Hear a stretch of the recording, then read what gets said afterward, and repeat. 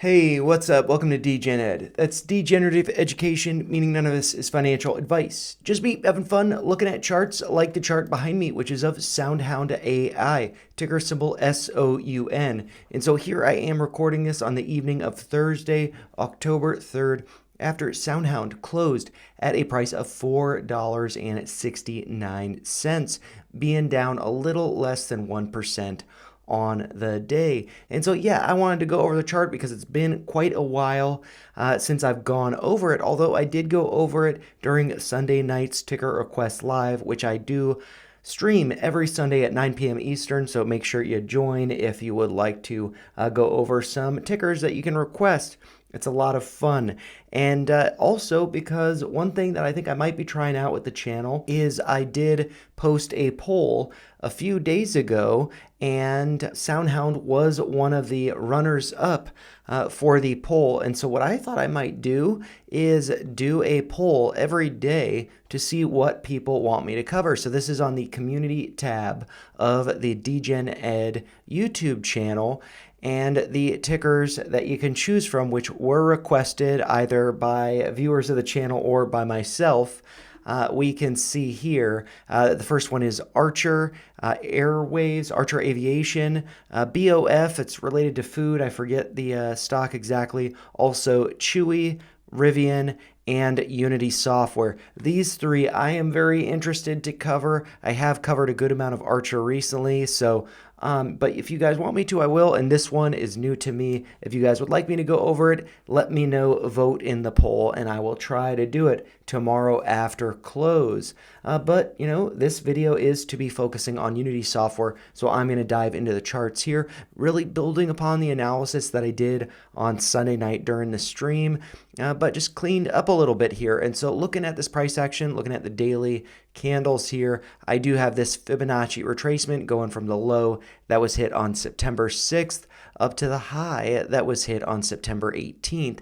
And from that, we can see a few Fibonacci levels. One being the 786, which is at $4.50. We did get a couple wicks down to that level. So I think, it may have found a bottom there, but I'm going to draw up some trend lines so we can kind of see if that thesis does seem to be, that the bottom is in. Other levels that I do have up here, just because current price is above them, is going to be the golden pocket, which is the 618 Fibonacci level down to the 65% retracement. That ranges from $4.64 down to $4.61. And so, maybe these are levels that are significant. Maybe the bottom was hit on the 2nd and the 1st of October. So something to consider there. When we did hit the lows, I should mention, of $4.45 on both of those days, putting in a bullish engulfing candle on Wednesday, so maybe that's looking good, but it does look like this maybe is a spinning top with a big wick to the upside, so maybe we retest 464 tomorrow before continuing higher. So that's quite the possibility. But, I wanted to take a step back, kind of do bigger picture analysis here. One thing, is from this low that we hit on July 1st, going up to the high that shortly followed, that was hit on July 12th. Do a Fibonacci retracement. The 786 was at 438, which, we did pierce here, but that was to a different 786. I'll take a step back so we can look at that in a second. But this 786 was recently tested during the low of September 6th. So I find that pretty interesting. It was also tested over here on July 25th. And then this, I imagine, yes, was August 5th when the markets gapped down and then bounced. So, we got a lower open and then closed higher. But then, taking a further step back, there's another retracement that is from the low. It was $3.50 hit on April 22nd, going up to this high here, hit on May 10th. That 786 is right around $4 a share. Got some consolidation here just below it, retested it over here. And so, I think that these Fibonacci retracements are pretty useful to get kind of an outline, an idea of where the stock price could be going.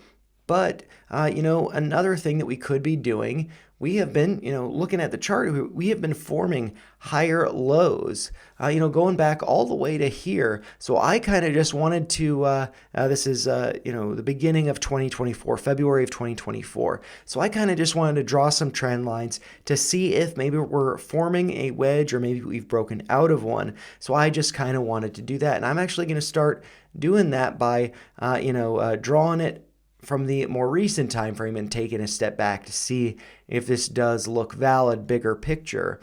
And so, I'm just going to take the ray tool, draw a pivot low from here and then to these lows over here.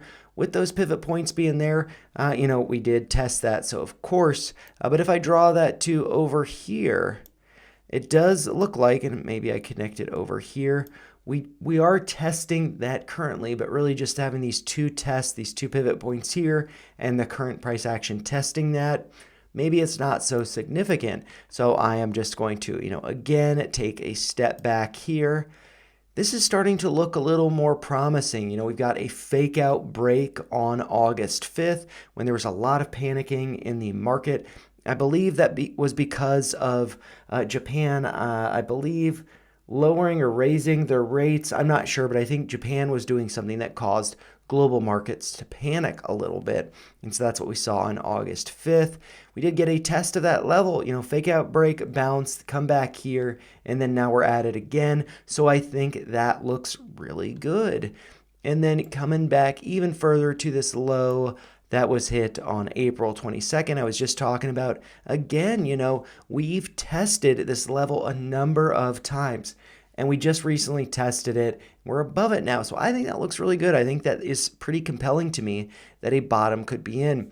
If I do draw this to, back over here, we do get a pivot test of it from August 5th. So I find that to be pretty cool. While this was not really predictive because this was a day prior to hitting this pivot point, one thing that I can do is maybe move this to that pivot low. I think this is starting to look pretty interesting.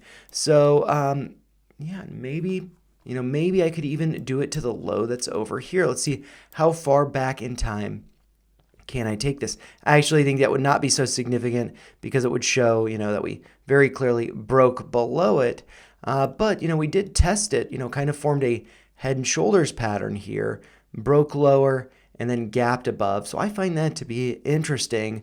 And that price is currently, above that level. So, any way we move this around, even, I think that there's some justification of this, testing this level as support over here, breaking below, then gap up, like I said, approximate test of it over here, approximate test of it here, then that pivot point from the pivot low from August 5th. I find that to be pretty interesting, but I actually find it to be a little more compelling from the low over here. So I'm actually just going to make sure that this is lined up exactly. So that should be $1.62 over there. And then this pivot low from August 5th should be, let's see, $3.94. So I am just going to make sure that is correct over here, and that is. So that's good. I'm going to lock it in place and make that line a little bit thicker. I think it looks like we could be at support, but we could be breaking below it. So we might want to look out to the downside, potentially coming down to $4.38 or more, maybe $4 a share. That has been support in the past, approximately over here, and with this, one open below but close above. So if this does look like it's starting to show some weakness, that it's getting rejected here and starting to roll over, closing below $4.45, I'm just going to mark these lows here so we can keep an eye on them. If we get a close below $4.45, I think this could be coming down to either $4.38 or $4 a share. So keep that in mind. Ideally, if we do come down to $4 a share, ideally we do not get any closes below $3.94. That is the low from August 5th. That would suggest a lot of weakness. But anyways, just like what I did with the bottom here, I'm going to do the same thing with the tops, just drawing a trend line from the highs over here, maybe just, connecting them to the tops here just to get an idea. And that really doesn't look too significant, but maybe I can connect this pivot point to the high here of 1025, and then maybe connect this other pivot point. What I think would be most compelling will be to the highs over here. And so maybe this is hopium, but maybe that suggests that we have broken out from these two pivot highs that were, notable resistance here. We did reside below that level for a while before pulling back to test this uptrend based on these prior pivot lows that we did find support there. We bounced. And so I think that could actually be really good if we form a double bottom, the low here on September 6th, as I have mentioned, or maybe I didn't mention, it was $4.32.5. Maybe we form a double bottom with that, or maybe we're putting in a higher low here right now. But yeah, I think that looks pretty compelling. Maybe, you could make the argument moving that over here is a little more sound, but still that shows a breakout. So I like it over here.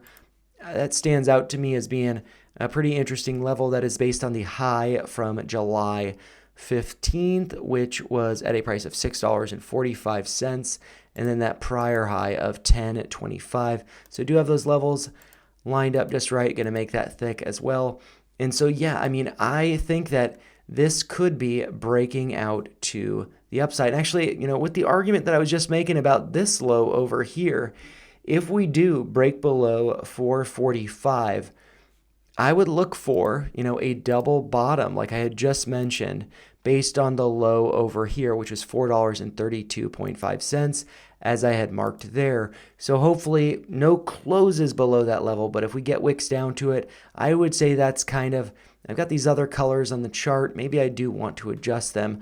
I feel like this one here, that is kind of like, the yellow line in the sand. We don't want to cross, but if we do, that is something to be paying attention to. And I'm going to adjust this Fibonacci to be light blue. So that yellow does stand out, but I'll make it a little bit thicker. This orange one here, that is the Fibonacci from over here. I'm going to actually make this low, 432.5, thick and orange. So that is kind of like the orange line in the sand. If we do break below that, then $4 a share. We don't want to be closing below this one here. This would definitely be very, very bad, suggesting that we could be revisiting the lows over here, or maybe filling that gap. So we do not want that. And so the red line in the sand, corresponding roughly with $4, is, I believe, $3.94. That is the low from the day, so I'm actually just going to adjust that line by a penny.